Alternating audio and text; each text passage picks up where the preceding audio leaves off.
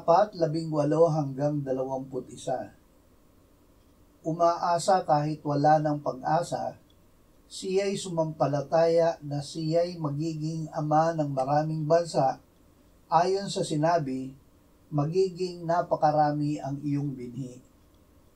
Hindi siya nanghina sa pananampalataya, itinuring niya ang sariling katawan tulad sa patay na, sapagkat siya'y may mga 100 taon na noon, at ang pagkabaog ng bahay bata ni Sarah.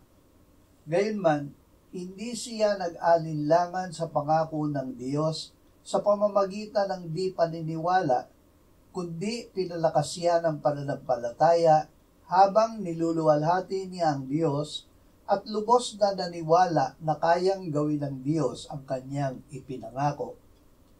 Niluwalhati ang Diyos.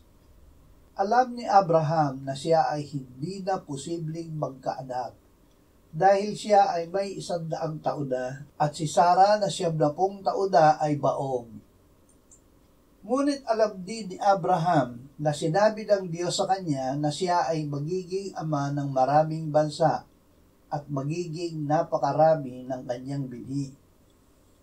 Ang Diyos at ang kanyang sinabi ang pinanaligan ni Abraham.